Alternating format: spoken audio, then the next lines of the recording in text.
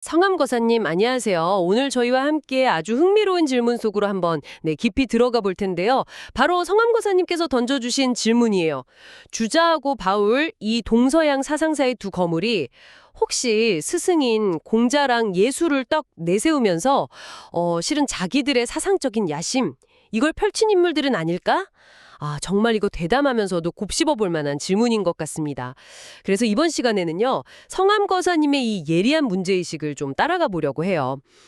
주자랑 바울, 이 두 사람 사이에 어떤 좀 놀라운 공통점 같은 게 있는지, 그리고 그들이 각자 스승, 그러니까 공자하고 예수의 가르침을 어떻게 보면 좀 새롭게 해석하고 또 다르게 보면 약간 다른 길로 이끌면서 후대에 엄청난 영향을 미쳤는지, 바로 그 지점들을 좀 집중적으로 파헤쳐 보겠습니다.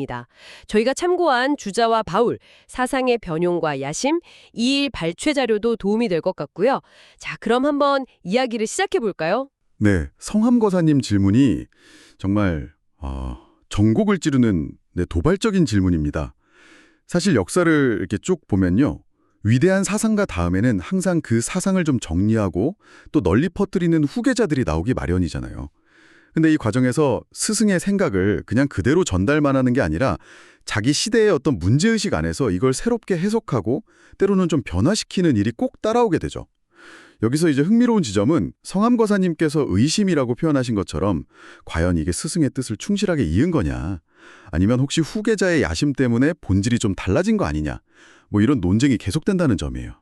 바로 그 지점을 오늘 함께 탐구해보면 아주 재미있을 것 같습니다. 당시 상황을 좀 더 깊이 들여다보면 실마리가 보일 것 같아요. 맞아요. 그럼 먼저 그분들이 살았던 시대로 한번 가봐야겠네요. 공자님은 아시다시피 춘추 시대 말, 정말 혼란했던 시기였잖아요. 그분이 강조했던 건 인, 그러니까 사람다움, 그리고 예, 사회 규범, 이걸 통해서 무너진 도덕 질서를 다시 세우자, 이런 거였죠. 예수님도 좀 비슷하게 로마 지배 아래 있던 유대 사회, 그 암울한 현실 속에서 하느님 나라가 가까이 왔다, 이렇게 선포하시면서 아가페라는 아주 파격적인 사람의 윤리를 외치셨고요. 네, 그렇죠. 두 분 다 뭔가 복잡하고 어려운 이론 체계보다는 당장 눈앞의 현실 문제, 또 어떻게 살아야 하는가, 이런 실천적인 가르침을 주신 분들이죠.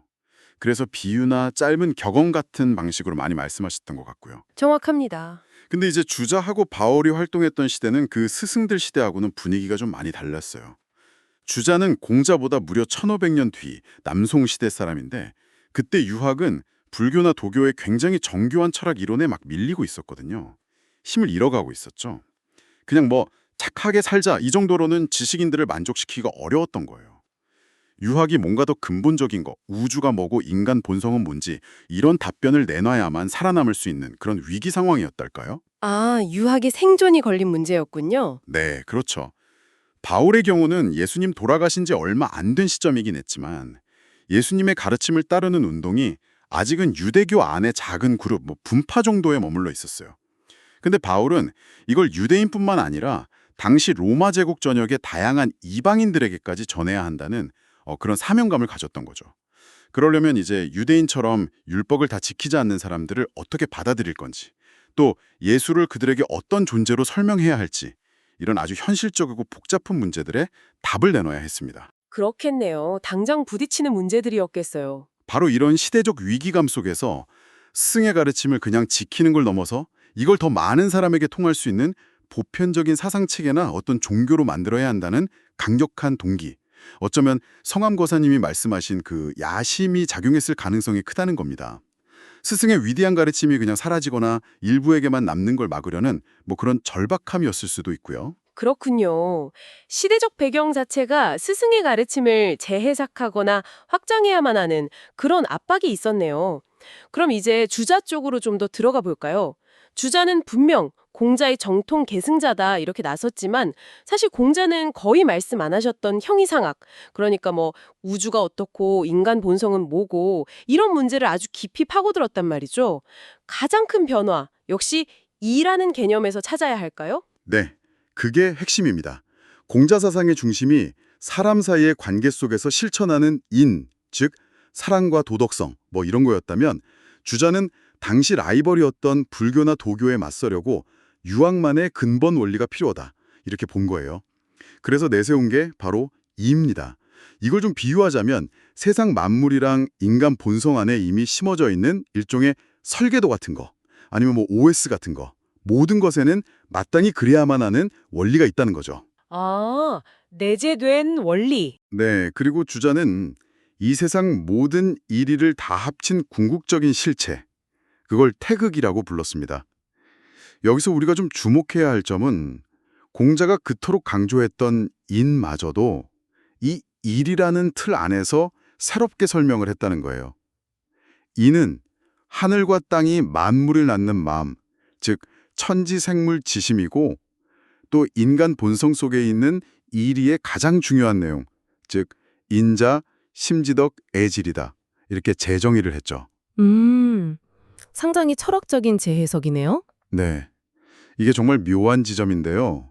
분명 공자의 윤리를 바탕으로 했지만 그 위에 아주 새로운 우주론적이고 존재론적인 시스템을 구축한 셈이에요. 이걸 뭐 공자 사상을 더 깊게 만든 심화다 이렇게 볼 수도 있겠지만, 다른 한편으로는 공자가 직접 말하지 않았던 이리를 중심으로 사상체계를 확 바꿔놨으니 성암거사님 말씀처럼 이게 본질에서 좀 벗어난 거 아니냐, 변화나 왜곡 아니냐, 이렇게 볼 여지도 충분히 있는 거죠. 와, 그 설명만 들어도 정말 큰 변화네요. 그냥 윤리적인 가르침에서 완전 철학 시스템을 만든 거니까요. 아, 그리고 교과서가 바뀐 것도 중요하죠. 공자 때는 오경 중심이었는데 주자의 이토로는 사서가 중심이 되잖아요. 논어, 맹자, 대학, 중용. 맞습니다. 그것도 주자의 아주 의도적인 선택과 편집의 결과였어요. 원래 대학하고 중용은 오경 중 하나인 예기 안에 들어있는 비교적 짧은 글이었거든요. 그런데 주자가 이걸 딱 떼어내서 공자의 말씀인 논어랑 맹자 사상을 담은 맹자랑 같이 묶어서 사서라는 새로운 경전 세트를 만든 거예요. 유학의 핵심을 이 네 권에 딱 압축시킨 거죠. 아, 그렇게 편집을 한 거군요. 특정적인 건 주자가 이 사서에 자기 해석을 달아서 쓴 사서집주라는 책이에요. 이 책이 이후 거의 700년 동안 조선을 포함해서 동아시아 국가들의 과거 시험 공식 교재가 됩니다. 700년이요? 와. 네, 이건 정말 엄청난 영향력이죠. 결과적으로 사람들은 공자나 맹자의 원문을 직접 읽고 자기 나름대로 이해하기보다는 주자가 해석한 대로 공자랑 맹자를 배워야만 했던 거예요. 그러니까 겉으로는 공자를 내세웠지만 실제로는 주자의 생각이 합격과 불합격을 가르는 기준이 된 셈이죠. 이것도 어떻게 보면 야심의 실현이라고 볼 수 있지 않을까요? 듣고 보니 정말 그러네요. 스승을 해석하는 기준 자체를 자기가 딱 만들어버린 거니까요. 그럼 사람이 어떻게 마음을 닫고 공부해야 하는가? 그 수양 방법론, 이것도 좀 달라졌을 것 같아요. 공자는 배우고 때때로 익히면 즐겁지 아니한가? 학월, 시십 이렇게 꾸준한 배움과 실천을 강조했는데 주자는 어땠어요? 네, 주자는 그 대학에 나오는 경물치지라는 구절을 수양의 핵심 방법으로 내세웠어요. 이걸 사물의 이치를 끝까지 파고들어서 알매 이른다, 이렇게 해석했죠. 즉, 알을 통해서 우리 본성에 내재된 이를 깨닫고 회복하려는, 어떻게 보면 상당히 지성주의적인 접근법이에요. 그리고 당시 유행하던 불교의 좌성 같은 수행법에 맞서려고 마음을 차분하게 가라앉히고 항상 깨어있는 상태, 이걸 경이라고 했는데, 이 경의 자세, 즉 거경을 통한 마음 공부를 굉장히 중요하게 생각했습니다. 아, 지적인 탐구와 마음 공부의 결합이군요. 네, 주자의 이런 성리학은 분명 유학의 철학적인 깊이를 더해줬어요. 그건 분명한 공헌이죠. 하지만 부작용도 없지 않았습니다. 이가 먼저냐 기가 먼저냐 하는 식의 너무 추상적이고 관념적인 논쟁에 빠지기 쉬웠고요. 또 현실 문제 해결보다는 이론이나 명분을 앞세우면서 실천을 좀 등한시하는 경향을 낳기도 했죠. 조선 후기에 막 극심했던 당파 싸움 같은 것도 이런 성리학의 특성과 전혀 무관하다고 보기는 좀 어렵다는 시각도 있습니다. 이것도 주자의 변화가 낳은 또 다른 결과라고 할 수 있겠죠. 자, 주자 이야기는 이 정도로 하고 이제 바울로 넘어가 볼까요? 주자가 유학의 위기 속에서 공자의 사상을 재해석하면서 자기 시스템을 만들었듯이 바울 역시 예수님의 가르침을 가지고 좀 비슷한 도전에 직면했던 것 같아요. 성암거사님의 질문처럼 바울 역시 예수님의 메시지를 당시 로마 세계에 맞게 변화시키면서 어쩌면 자신의 야심을 실현하려고 했던 걸까요? 바울이 예수님의 메시지를 어떻게 근본적으로 바꾸었다고 봐야 할지 궁금합니다. 네, 바울의 경우도 정말 아주 극적인 변화를 보여줍니다. 예수님 메시지의 핵심 구호가 하느님 나라, 킹덤 오브 갓가 가까이 왔다 이거였다면 바울 신학의 중심에는 예수님이라는 인물, 즉 예수 그리스도가 딱 자리 잡고 있어요. 이게 정말 핵심적인 변화인데요. 예수님은 사람들에게 나를 믿어라 이렇게 말씀하시기보다는 하느님 나라를 맞이하기 위해 회개하고 이웃을 내 몸처럼 사랑하라 이렇게 가르치셨거든요. 근데 바울에게는 예수님이 무엇을 가르쳤는가 이것도 물론 중요했지만 그보다는 예수님이 누구이며 신의 아들 그리스도, 우리를 위해 무엇을 하셨는가, 십자가 죽음과 부활, 이게 신앙의 절대적인 중심이 되는 거죠. 아, 초점이 예수님의 가르침에서 예수님 자체로 옮겨간 거네요. 네, 그렇다고 볼 수 있죠. 특히 바울은 예수님의 십자가 죽음을 그냥 비극적인 사건으로만 본 게 아니라 인류 전체의 죄를 대신 짊어지고 치르신 희생 제물, 즉 대속이라고 신학적으로 해석을 했어요. 사실 이런 개념은 예수님 자신이나 12 제자들에게는 좀 낯설었을 수도 있다는 시각이 많아요. 예수님의 가르침이 다가올 하느님 나라라는 미래를 향해 있었다면 바울의 신앙은 이미 일어난 그리스도의 죽음과 부활이라는 과거 사건에 대한 믿음을 중심으로 재편된 거죠. 이렇게 예수님의 윤리적이고 예언자적인 메시지가 바울을 통해 그리스도론, 크리스톨로지라는 아주 정교한 신학 이론으로 탈바꿈하게 됩니다. 그렇군요. 예수님 가르침의 초점이 어떻게 살 것인가에서 예수님을 어떻게 믿을 것인가로 좀 옮겨간 느낌이 드네요. 유대교의 율법, 토라에 대한 입장도 예수님과는 꽤 달랐던 것 같아요. 예수님은 율법을 완성하러 왔다고 하셨는데 바울은 특히 이방인들에게 율법을 어떻게 가르쳤나요? 맞아요. 예수님은 분명 내가 율법을 폐하러 온 줄로 생각하지 마라. 폐하러 온 것이 아니요 완전하게 하려 함이라. 마태 57 이렇게 말씀하셨거든요.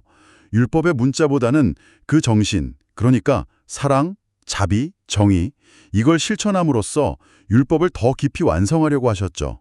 그런데 바울은 이방인 선교라는 아주 현실적인 과제 앞에서 율법 문제를 정면으로 돌파해야 했어요. 유대인도 아닌 사람한테 할례를 받으라거나 복잡한 음식 규정을 다 지키라고 요구하기는 어렵잖아요. 네, 현실적으로 힘들었겠죠. 그래서 바울은 아주 과감하게 선언합니다. 율법을 지키는 행위로는 결코 의롭게 될 수 없다. 오히려 율법은 우리가 얼마나 죄인인지를 깨닫게 하는 역할만 할 뿐이다. 이렇게요. 그리고 여기서 기독교 역사를 바꾼 그 유명한 교리, 이신칭의, justification by faith가 등장합니다. 갈라디아서 2장 16절 말씀처럼요. 사람이 의롭게 되는 것은 율법의 행위로 말미암음이 아니요 오직 예수 그리스도를 믿음으로 말미암는 줄 알므로. 쉽게 말하면 유대인처럼 율법 다 안 지켜도 괜찮다. 오직 예수 그리스도를 믿는 그 믿음 하나만으로 하느님께 의롭다고 인정받고 구원받을 수 있다. 이거죠. 당시로서는 정말 파격적인 주장이었어요. 와, 정말 혁명적인 선언이었네요. 네, 이 교리가 없었다면 기독교가 유대교라는 민족 종교의 틀을 벗어나서 세계 종교로 뻗어나가기는 아마 어려웠을 겁니다. 하지만 동시에 율법을 완성하려 왔다는 예수님 말씀과는 분명히 좀 긴장관계가 생기죠. 그래서 이후 기독교 역사 내내 믿음만 중요하냐 아니면 행위도 같이 가야 하냐 이런 논쟁이 계속 이어지게 되는 거고요. 이것 역시 바울의 변화가 낳은 아주 중요한 결과라고 할 수 있습니다. 듣고 보니 바울은 단순히 예수님의 가르침을 해석하는 걸 넘어서 아예 좀 새로운 공동체를 만들려고 했던 것 같아요. 그렇습니다. 예수님의 주된 관심이 이스라엘의 잃어버린 양들, 즉 유대민족에 좀 더 집중되어 있었다면 바울은 유대인이나 헬라인이나 종이나 자유인이나 남자나 여자나 다 그리스도 예수 안에서 하나이니라 갈 3.28 이렇게 선언하면서 인종, 신분, 성배를 다 초월하는 보편적인 공동체를 지향했어요. 그리고 이 공동체를 그리스도의 몸으로서의 교회, 에클레시아라고 불렀죠. 이 개념 자체가 사실상 바울의 창안에 가깝습니다. 아, 교회라는 개념도 바울에게서 나온 거군요. 네, 그렇다고 볼 수 있죠. 바울의 이런 비전과 또 엄청난 노력 덕분에 기독교는 예루살렘이라는 지역적 한계를 넘어서 당시 로마 제국의 공용어였던 그리스어와 헬레니즘 철학, 특히 스토아 철학의 논리를 활용해서 제국 전역으로 퍼져나갈 수 있었어요. 하지만 이 과정에서 예수님 메시지가 가졌던 본래의 어떤 소박함이나 유대적인 색채는 좀 희미해지고 헬레니즘 문화에 맞게 좀 더 철학적이고 조직화된 기독교가 만들어졌다는 비판도 있습니다.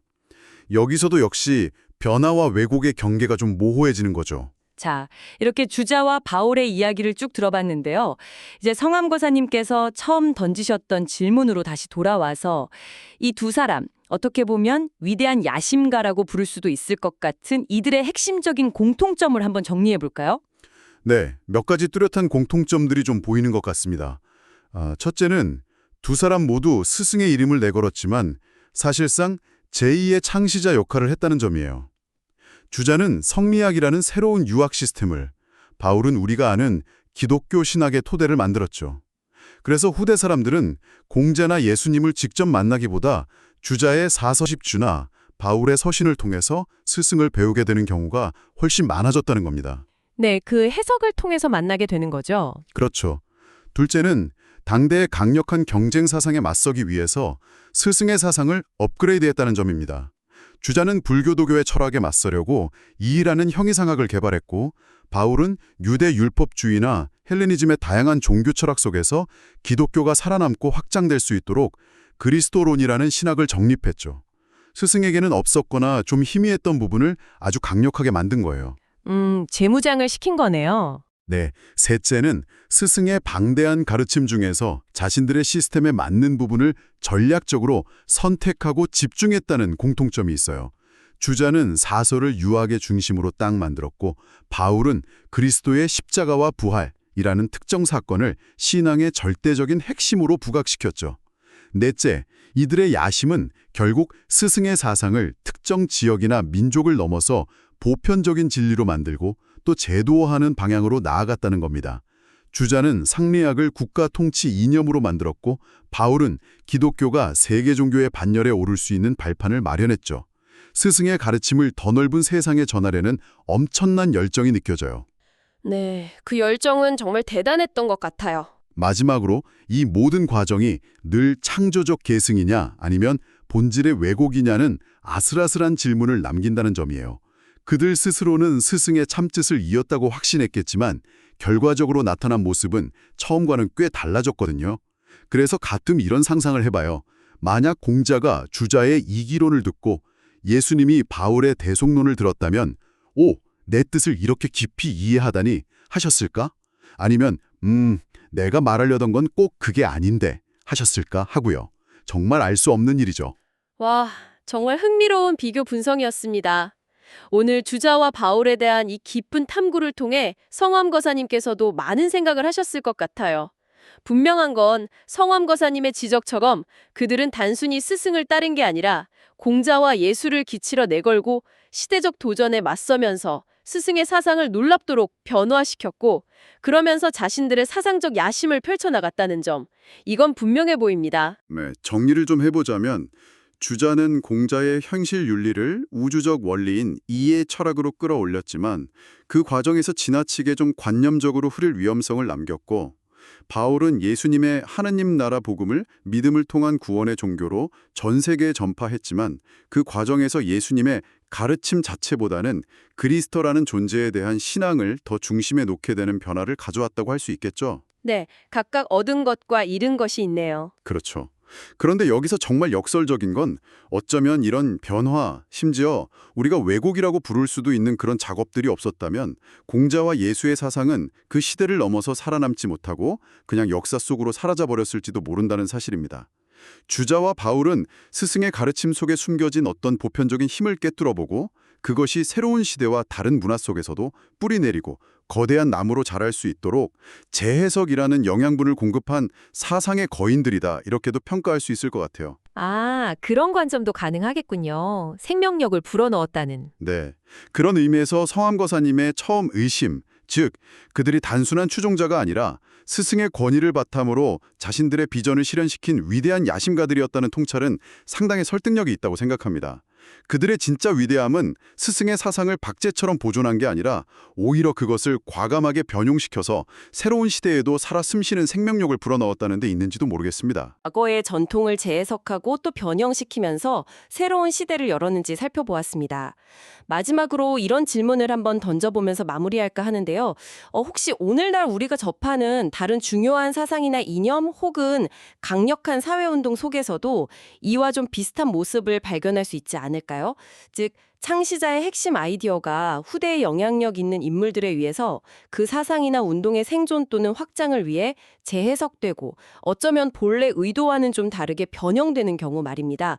만약 그렇다면 이런 현상이 사상이나 운동이 어떻게 시대를 넘어 지속되고 또 진화하는지에 대해 우리에게 시사하는 바는 뭘까요? 여러분도 한 번쯤 생각해 보시면 좋을 것 같습니다. 오늘 깊은 탐구에 함께해 주셔서 정말 감사합니다. 다음번에도 흥미로운 질문과 함께 찾아뵙겠습니다.